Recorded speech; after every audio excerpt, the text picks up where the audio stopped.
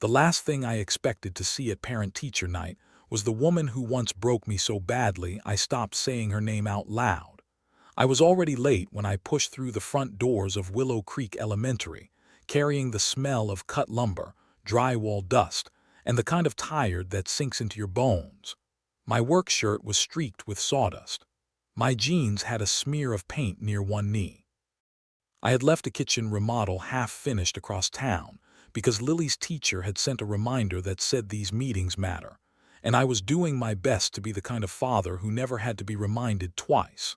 Still, traffic had been cruel, my babysitter had canceled at the last minute, and my daughter had spent 10 whole minutes crying because she wanted the purple headband and could not find it. By the time I made it to school, I felt like I had already failed the night. The hallway was bright with those hard white school lights that make everyone look more tired than they are. Children's drawings lined the walls. Tiny paper pumpkins hung from a bulletin board near the office. Somewhere down the hall, a teacher laughed too loudly, the way adults do when they are running on coffee and patience. I checked my phone. 6:52 p.m. I was supposed to meet Mrs. Granger at 6:30. I turned the corner toward room 12, ready to apologize my way through the evening, and then I saw her. At first, my brain refused to understand what my eyes were telling it. She was standing beside the classroom door, one hand wrapped around a folder, the other resting lightly against the wall. She wore a dark green coat over a cream blouse, fitted black pants, and heels that looked too expensive for a school hallway full of glue sticks and second graders. Her hair was longer than I remembered, smooth and dark, falling over one shoulder in a soft wave. She looked polished in a way that made the whole place feel smaller around her, but no amount of money or time could hide who she was. Avery Bennett. For one second I forgot how to breathe. 10 years disappeared and came crashing back all at once. The old apartment with the cracked windows, cheap takeout on the floor because we had no table yet, her laugh in the middle of the night, her hand in mine. Then the silence after she left. The phone calls that never went through, the empty space where a future had been. She looked up. Her eyes landed on me and the color drained from her face so fast it felt like watching glass shatter. "Micah," she said. My name and her voice hit harder than I was ready for. I had imagined this moment before, more than I ever admitted to myself. In every version I said something sharp and clean and unforgettable, in real life.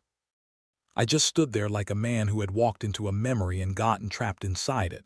She took one small step forward, then stopped. "I didn't know you were here." That pulled me back just enough to speak. "My daughter goes here." Her fingers tightened around the folder. "Your daughter."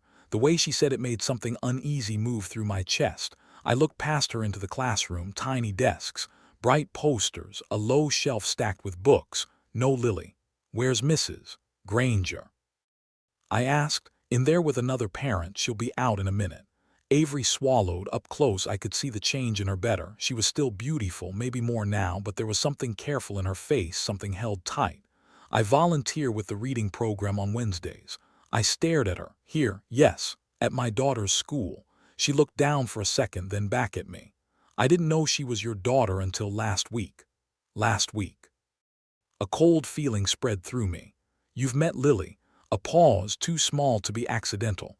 "Yes," she said softly. "I've worked with her a few times." I laughed once, but there was no humor in it. "That's interesting." "Micah." "No, go ahead," I said, keeping my voice low because this was a school and my daughter was somewhere nearby, and I refused to be that father making a scene in a hallway full of construction paper turkeys. "Tell me how interesting it is that the woman who vanished out of my life 10 years ago has been spending time with my kid." Pain flashed over her face. Real pain. It almost softened me, which only made me angrier. "It wasn't like that," she said. "I swear to you it wasn't planned." Before I could answer, the classroom door opened and Mrs. Granger stepped out with a smiling couple. She saw me and brightened right away.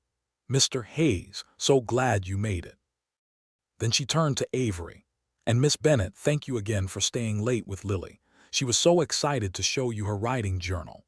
Every muscle in my body went tight. Avery closed her eyes for half a second like she had hoped that part would not come out in front of me. Mrs. Granger, cheerful and clueless, kept going.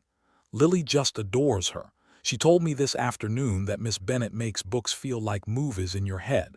Isn't that sweet? I looked at Avery and something in my chest cracked open in a way I did not like at all. Lily adored her. How many Wednesdays, how many stories, how many little smiles and gentle words and moments I knew nothing about. Mr. Hayes, Mrs. Granger said, finally noticing something was off. Are you all right? I'm fine. It was a lie, a bad one. A small voice floated from inside the room. Dad, I looked past Mrs. Granger and saw Lily sitting at one of the tiny desks with her backpack beside her and a purple headband finally in place. She grinned when she saw me, then looked between me and Avery with the open curiosity only 8-year-olds have. Dad, you know Miss Bennet? Lily asked. She's my favorite reading person. My heart did something ugly and painful inside my chest. Avery went very still, and I realized. Standing in that bright hallway with dust on my boots and old heartbreak suddenly breathing in front of me, that whatever this was, whatever she was doing here, it was not over before it even started. It was just beginning. Lily talked the whole way home. That should have helped. Usually her voice could pull me out of anything. She filled space like sunlight, quick and warm and impossible to ignore. She told me all about the reading game Miss Bennet had invented with funny voices and mystery clues hidden inside the pages. She told me Mrs. Granger thought her writing had improved. She told me a boy named Caleb still chewed on his pencils and got spit on everything, which she found disgusting in the most dramatic way possible. I nodded when I was supposed to nod. I smiled when she looked at me in the rearview mirror. I even laughed once when she said Caleb was probably part beaver, but most of me was still back in that hallway, staring at Avery like I had seen a ghost dressed in expensive shoes. Our apartment was on the 3rd floor of an older brick building above a laundromat and a barber shop. It was not much, but it was clean. 2 bedrooms, faded walls, a kitchen so small I could touch both counters if I stood in the middle and stretched out my arms. I had lived in nicer places before Lily was born, back when life felt like something I could still plan. These days, safe and steady mattered more than nice. Lily kicked off her sneakers by the door and dropped her backpack in the exact spot I had asked her 100 times not to drop it. Backpack, I said automatically. She groaned, then dragged it to the chair near the table. I forgot. You always forget. I am living a very busy life, Dad. Despite everything. That almost got a real smile out of me. I hung my keys on the hook by the door and set my tool bag down by the wall. My shoulders hurt, my hands hurt. The whole day had settled into my body like wet cement, but none of that felt half as heavy as the name Lily had said in the truck. Miss Bennet, Avery Bennet. I opened the fridge and looked inside without really seeing anything. Leftover chicken, half a gallon of milk, a container of grapes, some sandwich meat. The usual tired father collection of things you buy because they are fast and your kid will eat them without a debate. Can we have grilled cheese? Lily asked, already climbing onto one of the kitchen stools. Yeah, with tomato soup. You only eat 3 bites of tomato soup. That doesn't mean I don't want it. I pulled out the bread and cheese, trying to stay focused on simple things. Butter, pan, stove, easy, safe, normal, Dad. I kept my eyes on the skillet. Yeah. You are being weird. There it was. Kids always know. They may not understand what they are seeing, but they know something changed. Lily had Sarah's eyes, but she had my way of watching people too closely. That part of her had always made me proud and nervous at the same time. I'm tired, I said. That's not it. I glanced over. She was sitting with her chin in her hands, studying me like I was one of her library books, and she had every intention of getting to the end. Miss Bennet made that same face today when she saw you. The butter knife stopped in my hand. What face? Like when you touch something hot by accident but don't want anyone to know. That was so exact it took a second for me to answer. You noticed that. I notice everything. She said it like a fact, not a brag. Do you know her from before? I put the bread in the pan. It hissed softly. The smell of butter started to rise. Yeah, I said after a moment. I knew her a long time ago. Were you friends? The question should have been simple. It was not. Something like that. Lily narrowed her eyes. That means yes, but also no. I pointed the spatula at her. When did you get so smart? I was born this way. I flipped the sandwiches and tried to breathe through the tightness in my chest. I did not want to talk about Avery, not like this. Not with Lily sitting 3 feet away asking questions in that calm little voice that always went straight for the truth. But Avery was already in my daughter's life. That changed things. "How long has Miss Bennet been helping with reading?" I asked. Lily shrugged. "A while." "How long is a while?" "Since school started, I think, maybe a little after." She swung one foot against the stool. "She comes on Wednesdays mostly. Sometimes she brings books from outside the school. Like special books. Special how? Pretty covers, better stories, not baby books." Lily paused. "She listens when I talk about them." The words landed harder than they should have. I poured soup into a small pot and turned on the second burner.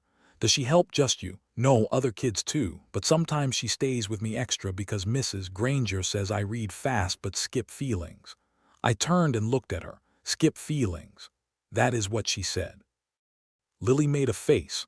"I do not skip feelings, I just like when things happen." That one was mine, straight to action, straight past anything messy. Sarah used to laugh about that. She used to tell me I moved through pain like it was traffic I could drive around if I stayed busy enough. "And what does Miss Bennet say?" I asked. Lily brightened.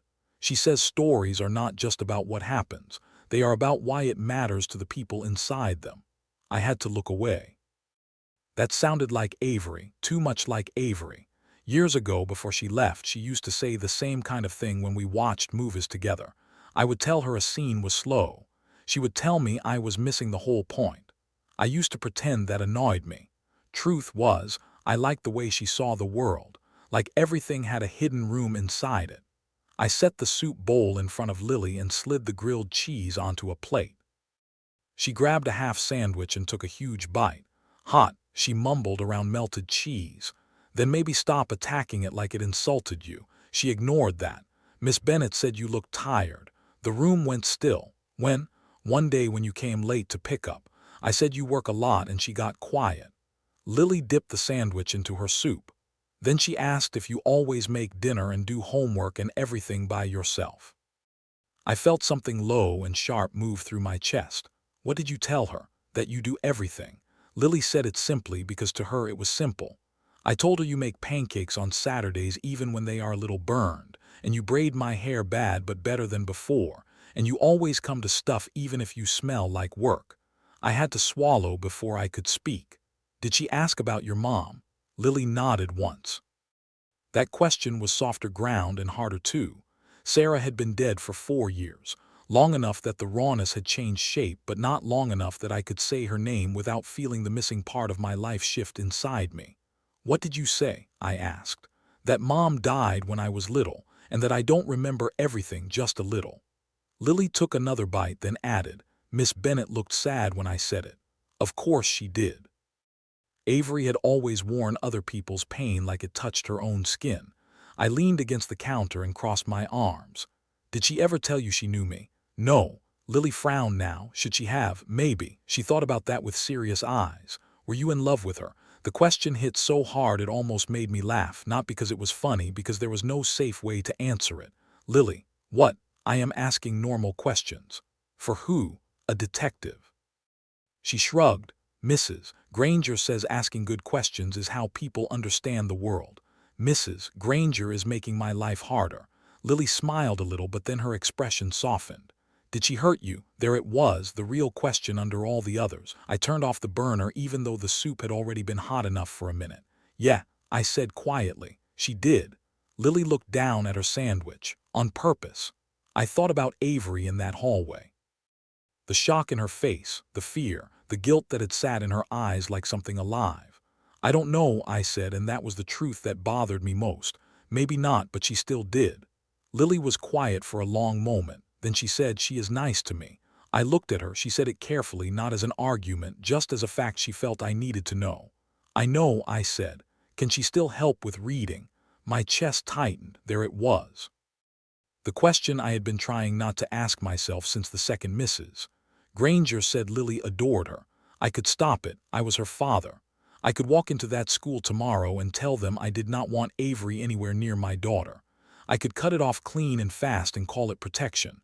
But Lily was looking at me with those careful eyes, hoping, worried, already attached. And the ugly truth was Avery had done something good for her. I hated that. Almost as much as I hated how much it mattered. I don't know yet, I said. Lily nodded, though I could tell she did not like that answer. Okay. After dinner, she did homework at the table while I washed dishes. Then came bath time, finding the missing sock for tomorrow, checking her spelling list, brushing out knots from her hair while she complained that I was not gentle enough. The usual routine. The small sacred rhythm of a father and daughter making it through another day. By the time I tucked her into bed, the apartment was quiet except for the hum of the old window unit in her room. I sat on the edge of the mattress while she hugged her stuffed fox under one arm. "Are you still weird?" she asked sleepily. "A little." She nodded like that made sense. "Maybe you should talk to her." I let out a slow breath. Maybe. Because if somebody hurt you and they are sorry, you should at least hear the why. Her eyes were already half closed. "That is what Mrs. Granger says when kids fight." Kids fight, sure. Nothing like 10 years of silence and a heart cracked open in a school hallway. Still, I smoothed her hair back and said, "Go to sleep, Peanut." "Okay," she yawned. "If you marry Miss Bennett one day, can we get a dog?" I stared at her. Her eyes opened just enough for a small smile. "You are making the hot face again." "Lily." She giggled and rolled over. "Good night, Dad." "Good night." I stayed there a minute after her breathing slowed, watching the soft rise and fall of her shoulders. She trusted me to know what to do, to protect her, to make the right call. That was the problem. I did not know what the right call was. When I finally stepped into the living room, my phone was buzzing on the coffee table. Unknown number. I let it ring twice before answering. "Yeah." Silence. Then her voice. "Micah." Every muscle in my body went tight. "I know you probably don't want to hear from me," Avery said softly, but I couldn't leave it like that. I walked to the kitchen window and looked down at the dark street below. "Then you should have thought about that 10 years ago." A shaky breath on the other end. "I deserved that." "That is not an answer." "I know." Another pause. I just needed to say I am sorry. My grip tightened around the phone. "For which part?" "The leaving or the part where you got close to my daughter without telling me who you were?" Her voice dropped even lower. "I did not know Lily was yours at first. I swear I didn't, but after I realized it, I should have told you. I should have stepped back or said something right away. I was trying to figure out how." "Trying," I said, "is not the same as doing." "No." She sounded tired now, not polished, not untouchable, just tired. "It isn't." I closed my eyes. I wanted to hang up. I wanted to keep every wall up and every door shut. But her voice was dragging pieces of the past behind it, and I hated that some part of me was still listening. "What do you want, Avery?" "5 minutes." Her answer came fast, like she had already been rehearsing it. "Just 5 minutes to explain why I am here. Not everything. I know I don't get that all at once, but enough so you understand this wasn't some game." I laughed once. Tired and bitter. "You think 5 minutes covers 10 years?" "No, but it might cover Wednesday." That stopped me because she was right.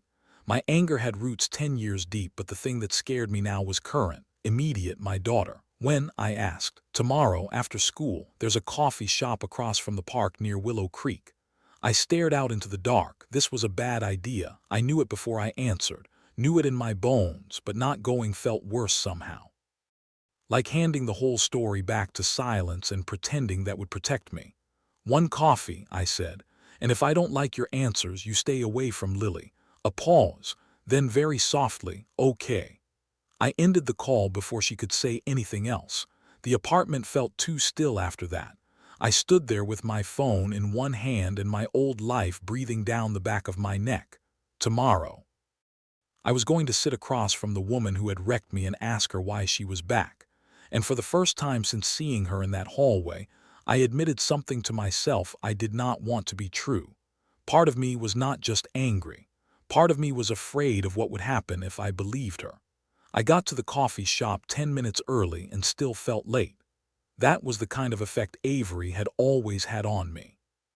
She could make time feel wrong just by being somewhere inside it. The place sat across from a small park near the school, all brick walls and warm lights and chalkboard menus trying too hard to look charming. I stood outside for a moment, staring through the front window at people bent over laptops and paper cups, and wondered what I was doing. I should have gone home after work. I should have picked up Lily, made dinner. and kept my life moving in the small safe lines I had built for it. That would have been smarter. But smart had not stopped me from thinking about Avery half the night. It had not stopped me from hearing Lily's little voice say, "She is nice to me." And it had not stopped me from remembering the look on Avery's face when she saw me in that hallway. Shock, yes, fear too, but something else had been there, something heavier than either one. I pushed open the door and stepped inside. She was already there. Of course she was. Avery had always been early. In college, she used to show up 10 minutes before everything with a book in her hand and coffee she never finished. Some habits, I guess, survived 10 years and whatever kind of life came after. She sat at a corner table near the window. No blazer this time. No polished school hallway armor. Just a dark blue sweater, jeans, and her hair pulled back loose at the nape of her neck. She still looked expensive somehow. Not because of what she wore, because of the quiet control around her. But up close the control had cracks in it. She looked tired. The kind of tired that sleep does not fix. Her eyes found mine the second I walked in. For a moment, neither of us moved. Then I went to the counter, bought plain black coffee because I was not in the mood to pretend I was the kind of man who knew what oat milk foam was, and carried it to the table. Avery stood halfway like she was not sure if I would want that or not. I sat before she could decide. "We have one coffee," I said. "Start talking." She sat slowly, her hands wrapped around her cup though she did not drink from it. "I deserve that too," she said softly. "I am not here to hand out what you deserve. I am here because my daughter likes you, and I need to know if that is a problem." Pain moved across her face at the word daughter. That caught my attention right away. "I never meant for Lily to get involved in something unresolved between us," she said. "If I had known from the start she was yours, I would have handled it differently." I leaned back in the chair. "That sounds careful, too careful. Say what you mean." She looked down for a second, then up again. "I would have stayed away." That should have made me feel better. It did not. Instead, something low and ugly pulled tight inside me. "Then why didn't you after you found out?" Her throat moved when she swallowed. "Because by then it was too late. Too late. She already mattered to me." I stared at her. She did not look away. The words should have sounded manipulative. Maybe they were, but she said them like they hurt her. "That is not good enough," I said. "I know." Her voice shook just a little. "But it is true." I took a sip of coffee that was still too hot, burned my mouth and barely felt it. "How long did you know Lily was mine?" 3 weeks. 3 weeks. 3 whole weeks Avery had known exactly who Lily belonged to and said nothing. I laughed once, low and humorless. "Unbelievable, I know. No, I do not think you do." I set the cup down harder than I meant to. A couple at the next table glanced over, then looked away. 3 weeks, Avery. You knew my kid was mine. And every Wednesday you sat with her and read books and smiled at her like everything was normal. Her fingers tightened around the cup. I was trying to figure out what the right thing was. "You keep saying that like it fixes anything. It doesn't." "Then stop saying it." That landed. She flinched, not dramatically, just enough that I saw it. Good, some hard part of me thought. Let it land. But another part of me was already tired of my own anger, not because it was wrong. Because it was exhausting. Anger always is when it has old roots. Avery took a breath. "I should have told you the first day. I was sure. I know that. I was scared." I looked at her for a long moment. "Of me? Of this? Of what it would bring back? Of what you would look like when you saw me?" Her eyes dropped to the table. "Of being hated by someone I never stopped." She cut herself off too late. I went still. The whole table seemed to go silent with us. "Never stopped what?" I asked. Avery closed her eyes just for a second. "Caring about." That was not what she had almost said. We both knew it. I leaned back and folded my arms. "You don't get to say pieces of things to me, not anymore." She nodded slowly. "You're right." I waited. When she spoke again, her voice was quieter. "I never stopped loving you." There it was, simple, clean, devastating. For one stupid second, my chest reacted before the rest of me could. Like some part of my body still knew her voice as home, no matter how much damage sat behind it. I hated that. I hated it so much I almost stood up and walked out. Instead, I stayed where I was and said, "You do not get to say that to me after 10 years. Avery's eyes shined, but no tears fell. "I know." "No, stop saying that too. Either say something real or say nothing." Something in her face changed then, not polished anymore, not careful. more like she had run out of places to hide. "Fine," she said softly. "You want something real? Here it is. I left because I was weak. I left because I let other people convince me that loving you was not enough to build a life on. I left because I was scared of being poor and scared of disappointing my family and scared of how much I needed you. And once I did it, once I was gone, I did not know how to come back and admit what I had done. So I kept going. I built a whole life on top of a terrible choice and told myself it had to mean something because otherwise I ruined everything for nothing. I did not move. I barely breathed. It was not a full answer. I could hear that even inside the force of it. There were missing pieces, big ones, but it was the first real thing she had given me since I sat down. "Your family," I said. "What does that mean?" Avery stared at her untouched coffee. "My father was already sick then. The first signs were starting. My mother was obsessed with control, appearances, stability, the right future. She thought you were a risk, a good man maybe, but still a risk. She made that very clear. Something bitter rose in my throat, so she got what she wanted." Avery's face tightened. "No, she got an empty daughter in expensive clothes. That is not the same thing." I looked out the window for a second. Toward the park where two little boys were chasing each other through a pile of leaves while a woman on a bench watched them with half her attention and a phone in her hand. Ordinary life, easy from a distance. "When did you realize Lily was mine?" I asked. "The second week of October," she said. "Mrs. Granger mentioned you by name, Micah Hayes. I thought there had to be more than one. Then Lily started talking about you. The pancakes. The Saturday hardware store trips. The way you sing badly in the truck when she is sad." A weak, broken, almost smile touched her mouth. "There is only one you. That hit harder than it should have. I should have felt invaded. Maybe I did, but beneath that was something else, something more dangerous. She had been listening to my daughter talk about me, really listening." "What did Lily tell you?" I asked before I could stop myself. Avery blinked, surprised by the question. "A lot." "Like what?" "That you make her lunches into little shapes when you have time, that you hate glitter but still let her use it, that you read voices badly on purpose because she laughs when you make the dragon sound like an old cowboy." Her smile faded into something sadder. "That you never miss pickup unless work keeps you, and even then you always call." I looked down at my coffee. The room felt too warm all of a sudden. "You have no right," I said quietly. Her eyes filled then. Not fully, just enough to catch the light. "I know that too." I rubbed one hand across my jaw. I was tired, tired in the deep way that came from more than work, from carrying too much alone for too long, from being the only adult in every hard decision for years. Sarah used to help balance that. After she died, everything became weight and motion. Keep moving, keep paying bills, keep Lily fed and clean and loved. There was no time left to fall apart. And now Avery was sitting across from me with my daughter's stories in her chest. A part of me wanted to hate her for that. A part of me could not because she had clearly held them gently. "What do you want from me?" I asked. That was the real question, not the past, not yet, the present. Avery looked at me like the answer scared her. A chance not to be shut out before I explained myself. "You already had chances." "I know." I gave her a look. She let out a small breath. "Sorry, I had chances, I wasted them. I am asking for one more." That word hung between us. One more. It would have been easier if she had come back arrogant, defensive, cold, if she had acted like my anger was an inconvenience instead of something earned. But she sat there like every word cost her something. That made this harder, not easier. "You still haven't told me why you stayed," I said. "After you knew who Lily was, why not walk away?" Avery's hand slipped from her cup to the table. Her fingers were shaking, because she looked at me like I was safe. The answer came out barely above a whisper. I frowned. "What does that even mean?" "It means she trusted me before she knew I had done anything worth distrusting.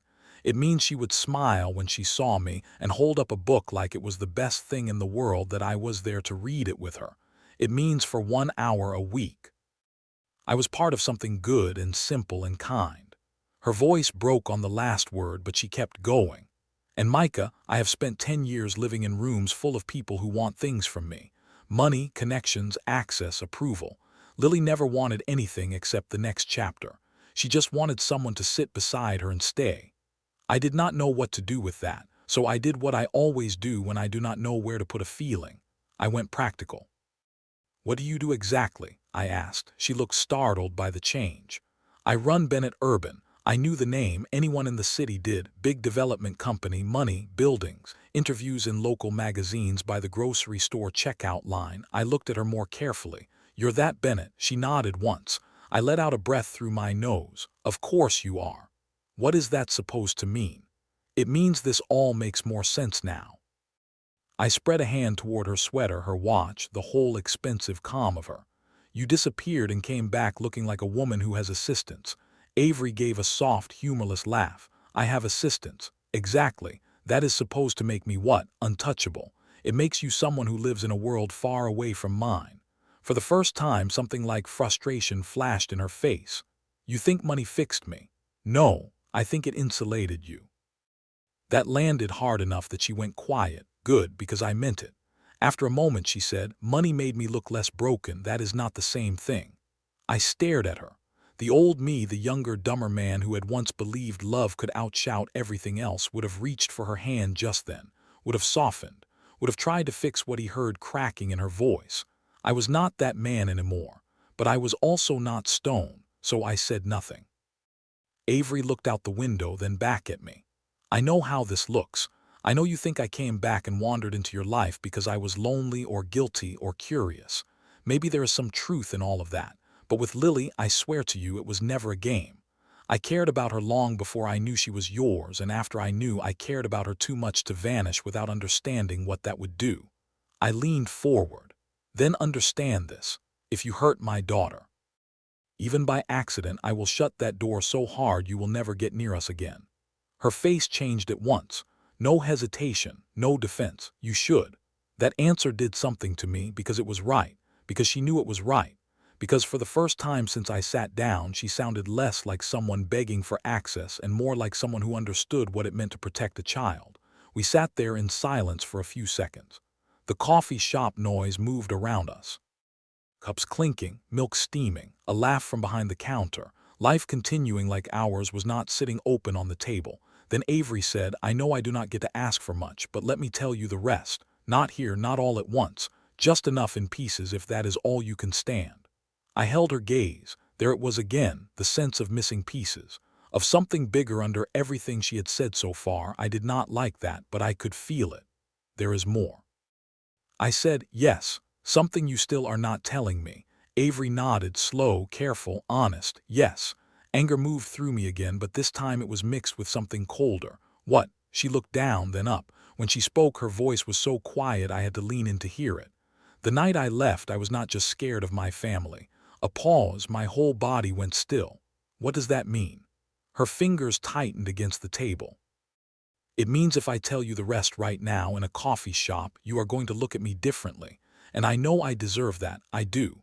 But Lily is getting out of school in 20 minutes and I cannot say something this big and then have you drive away with her in the car trying to act normal. I stared at her. Part of me wanted to demand it right there, force it out, end the guessing.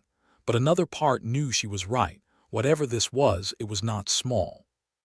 And suddenly I understood something that made my stomach turn. The Avery who left me had not just chosen another life, she had run from something. What happened that night? I asked. Her eyes met mine. For the first time since seeing her again, she looked truly frightened. Then she said, Micah, I was pregnant. The whole world dropped out from under me. For a second I thought I had heard her wrong. The coffee shop noise kept moving around us. Cups, voices. Music too soft to matter. But all of it felt far away, like I had been dropped underwater and the world had gone thick and slow. I stared at Avery. What? Her face had gone pale, but she did not look away. I found out 3 days before I left, she said quietly. I was pregnant. The words landed in pieces, not all at once. Pregnant, 3 days, left. Nothing in me knew where to put them. I pushed back from the table so fast the chair legs scraped the floor. A few people turned to look. I did not care. You are lying. Her whole face tightened like I had struck her. I am not. 10 years. My voice came out rough and too loud. I dragged a hand through my hair and lowered it, aware of people staring, aware of nothing else. 10 years, Avery, and now you tell me this in a coffee shop across from my kids' school. Tears filled her eyes, but still she did not look away. I know how awful that sounds. You knew I had a child with someone else. You knew I buried my wife. You knew I have spent years building a life out of what was left, and you sat there every Wednesday with my daughter while this sat in your chest. I know. I laughed once, sharp and broken. Stop saying that. She flinched. Good, let her flinch. But even inside the anger, even inside the shock clawing through my ribs, something worse had already begun to form. A picture. A life that never happened. My child. A child I had never known existed. I sat back down because my legs did not feel steady enough to trust. What happened? I said, and my own voice sounded strange to me, thinner, like it had been cut open. Avery pressed both hands flat on the table as if holding herself still. My mother found the test. I had hidden it in my bathroom drawer. She came over one morning and found it before I got home. I said nothing. She swallowed hard. She told my father. Then they sat me down and acted like it was some kind of emergency meeting about my future. They said I was throwing my life away, that I was too young, that you were a good man maybe, but not enough to build a secure future with. They said love was not a plan, that a baby would tie me to struggle forever. Something hot and violent moved through my chest. And you believed them. I was scared, she whispered. I was 22 and sick with panic, and my father had already started forgetting things. My mother used that too. She kept saying we could not add more chaos to the family, that she needed me focused, that if I told you, you would try to convince me to keep it and then none of us would get out alive. I stared at her in disbelief. You think I would have run? No. Her voice cracked. That was the problem. I knew you wouldn't. That stopped me cold. For a second. All I could do was look at her. I knew if I told you, she said, tears slipping free now, you would have loved that baby immediately. You would have loved me harder. You would have made me brave enough to want it too. And I was terrified because once I wanted it, I knew I would never give it up. And my mother made giving it up sound like the only sane choice. My hands were fists under the table. I had not even noticed making them. So you left. She nodded once. Small. Miserable, broken. I thought if I disappeared fast enough, I could turn myself into someone who had not chosen you. Someone who had not built a whole future around a tiny apartment and cheap takeout and your hand on my back when I could not sleep. Her tears fell harder now. I thought leaving would hurt less than staying and fighting everyone. I was wrong. I could barely breathe. There it was, the ugliest truth of all. Not that she had stopped loving me. Not that she had chosen another life because she wanted it more. She had been afraid enough to run from me before I could love her into staying. I hated that I understood fear. I hated that I understood it too well. What happened to the baby? I asked. Her face changed. Not just sadness, not just guilt. This was grief old enough to know every room in her body. I lost it, she whispered. The world tilted. When? 2 weeks after I left. Her hand moved to her stomach before she seemed to realize it, an old reflex she probably did not know she still had. I woke up bleeding. My mother drove me to the hospital. They called it a miscarriage. Natural, clean, efficient, like any of those words made it less cruel. I could not feel my hands. I could not feel much of anything except a tearing inside my chest that had no shape and no end. We had a baby. For a few weeks in this world. There had been a child that was mine and Avery's, and then nothing. No name, no room, no first breath, no tiny hand around my finger. Just silence so complete it had lasted a decade. Avery was crying openly now, but quietly, not dramatic, just broken open. My mother said maybe it was for the best, that now I could still have my future. I think that was the moment I stopped feeling like a person and started feeling like a shell pretending to be one. I looked away, out the window, toward the school, toward the street, toward anything that was not her face and not the life that had just appeared in front of me only to vanish again. You should have told me, I said. I know. I gave her a hard look through the blur in my own eyes. Her mouth shook. You are right. I should have told you before I left, after I left, after I lost the baby. Any of those times would have been better than never. But I was drowning in what I had done, and every month that passed made it harder to come back. Then a year passed, then 2, then 10, and by then I thought telling you would only open old wounds with nothing good to offer. I laughed once, low and raw. Nothing good. She shook her head fast. That came out wrong. No, it came out honest. I leaned forward. You do not get to decide what would have mattered to me. Not then, not now. That was my child too. Her face folded in on itself. "I know," she whispered. "That is what has haunted me every day. Not just that I lost the baby, that I stole your chance to know it existed at all." I closed my eyes.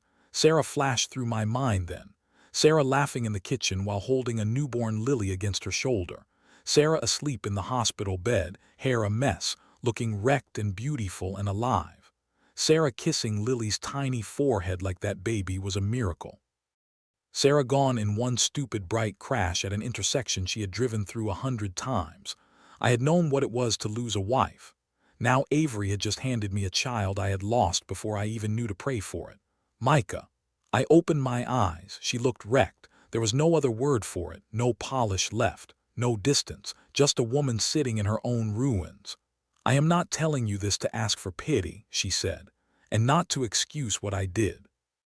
There is no excuse. There is only the truth and the fact that I was not brave enough to carry it back to you when I should have." I stared at the table, the wood grain blurred. For a second I thought maybe I was going to be sick. Instead, what came out of me was quieter than I expected. I would have stayed. Avery made a small sound like pain. "I know. No, listen to me." I finally looked at her. I would have stayed. I would have worked 2 jobs.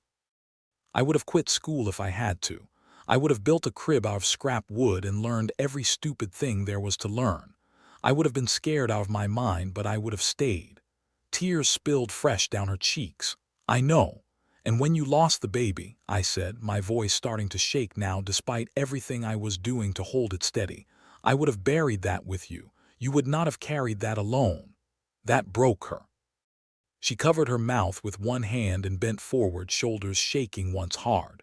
I sat there and watched her cry over a child we had never met. And for the first time since seeing her again, my anger stopped being clean. Now it had sorrow mixed into it. That made it worse. Because anger keeps you upright. Grief bends your spine. We sat like that for a while. I do not know how long. The coffee went cold. The room moved around us. Nobody mattered but the ghost sitting between us. Finally, Avery wiped at her face and took a breath that did not quite hold. "I left the city after that," she said. "My mother helped me get an internship in Boston. I took it because I did not know what else to do. My father got worse. I told myself I was needed there, that moving forward was the only option. Then years passed. He died.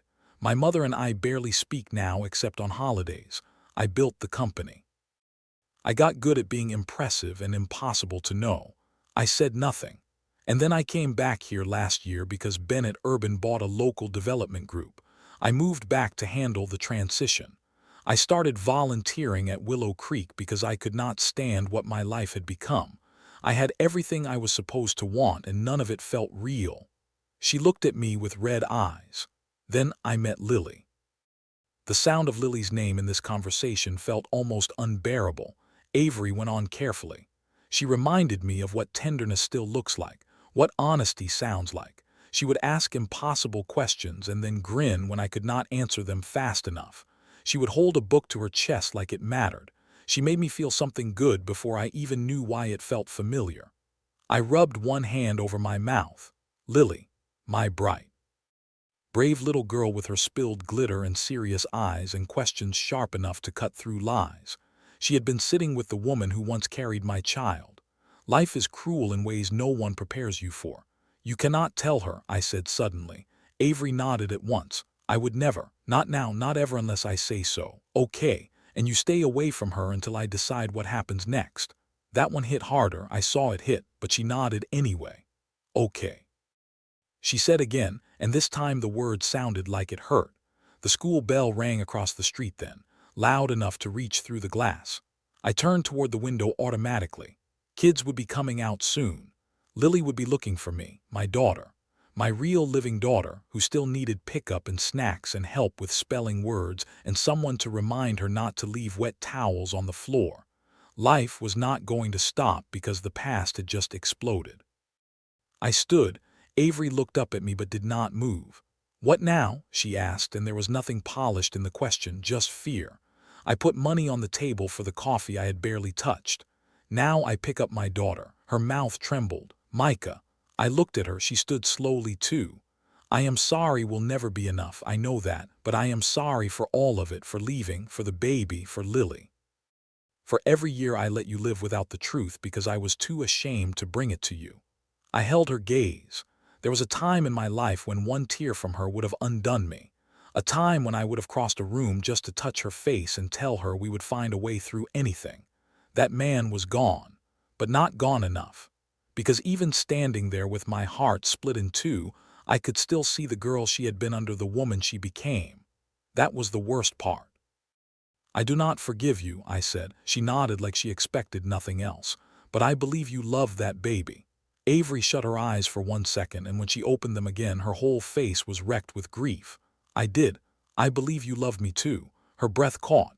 And that, I said, is what makes this so hard to carry. I turned and walked out before she could answer. The late afternoon air hit cold against my face. I crossed toward the school with my hands shoved in my jacket pockets because they would not stop shaking. Children poured through the front doors in noisy little waves. Parents waved. Teachers leaned down to say goodbyes. Somewhere, a kid cried because he had dropped a paper pumpkin. Normal life, ordinary life. The kind that keeps moving no matter what you learn in the hour before pickup. Then Lily spotted me. Dad. She ran the last few feet and threw herself against me. Backpack bumping against my thigh. I caught her automatically, held her maybe a second longer than usual. You okay? She asked right away. That almost undid me. Yeah, Peanut, you look like when you get sawdust in your eye and pretend it is fine. I laughed despite myself and it came out rough. That's specific, huh? I told you I notice everything. She pulled back and looked up at me with those watchful eyes. Did you talk to Miss Bennett? I froze, just for a beat. But Lily caught it. Yeah, I said. Her little face turned careful. Was it bad? How do you answer that? How do you tell an 8-year-old that the woman she trusts handed you the ghost of a child and the wreckage of the life you almost had? So I did what parents do. I gave her the part she could carry. It was hard, I said. Lily slipped her hand into mine as we started toward the truck. Hard does not always mean bad. I looked down at her. No, not always. But sometimes it means life just changed and you do not yet know what shape the pieces will take. That night, after dinner and bath time and spelling practice and 2 chapters of the Dragon book, I tucked Lily into bed and sat beside her in the dark. She played with the edge of her blanket. Is Miss Bennett in trouble? No. Are you still mad at her? I thought about lying, about saying I did not know, but Lily deserved better than that. Yes, I said. And sad too. She nodded. Like those two things belonging together made perfect sense. You can be both. Yeah, she yawned. I still like her. The words sat between us. I know, I said. Is that bad? No. I smoothed her hair back from her forehead. It is not bad to care about someone even if grown-up things are complicated. She looked sleepy now but still fighting it. Are you going to make her go away? There it was. The question I had known was coming from the moment she mentioned Avery in that school hallway. I looked at my daughter, my living child, the one who trusted me to choose well for her, the one who had no idea she had walked straight into the oldest wound in my body and made it impossible to ignore. I do not know yet, I said honestly. Lily studied me for a second, then gave a small nod like honesty was enough for now. Okay. I kissed her forehead. Sleep. Okay. Her eyes were almost closed. Then very softly she said, Dad, yeah. If she hurt you a long time ago but she is hurting now too, maybe both things can be true. I sat very still. Then I said, go to sleep, Peanut. When her breathing finally evened out, I stayed there in the half-dark, listening to the old hum of the window unit and the quiet sounds of the apartment settling. Both things can be true. That was the problem, wasn't it? Avery had hurt me. Avery had loved me. Avery had hidden my child from me. Avery had lost that child too. There were no neat edges anymore, no clean villain, no easy door to slam shut, just grief, old and new, and my daughter in the middle of it with a reading journal and a favorite volunteer and no idea how much history sat behind every page. I got up and walked into the living room. My phone was on the table, dark, silent. I stared at it for a long time. Then it lit up. One message from Avery. I told Mrs. Granger I need to step back from reading for a while. I will not come near Lily again unless you tell me to. I meant what I said. I am sorry. I read it twice. Then I sat down on the couch and stared at nothing. The apartment was quiet. The city outside moved on. Somewhere across town, Avery was probably alone with the same ghost I had only met today. and for the first time in 10 years. I let myself grieve a child I had never known. I do not know how long I sat there. Long enough for the dark window to become a mirror. Long enough to see my own face and understand something I did not want to admit. This was not over. Not because I wanted romance. Not because anger had faded. Not because forgiveness was anywhere close. It was not over because the truth had finally arrived, and truth does not go back in the box once it is opened. Avery Bennett had come back into my life through a school hallway and my daughter's favorite books. Now she was tied to me in a way even time could not cut loose. And somewhere beneath the grief, beneath the rage, beneath the years that had gone to waste, one terrible, fragile thought stayed alive no matter how hard I tried to crush it. If the baby had lived, everything would have been different. If Avery had stayed, everything would have been different. If I let her back in now, everything might change again. I did not know whether that possibility was hope or danger. All I knew was that I could not pretend she was just a woman from my past anymore. She was the mother of a child I had lost. And whether I wanted it or not, that truth had already changed the ending of the story I thought I was living.